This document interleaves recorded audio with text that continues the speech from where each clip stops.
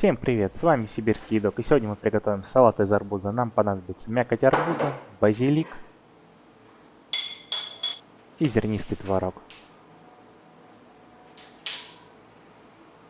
Все это тщательно перемешиваем.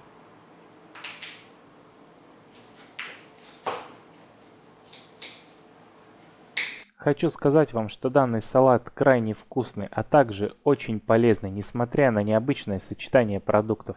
Поэтому я вам советую попробовать его и вам. Подписывайтесь на канал, ставьте лайки, пишите комментарии. Всем спасибо, пока.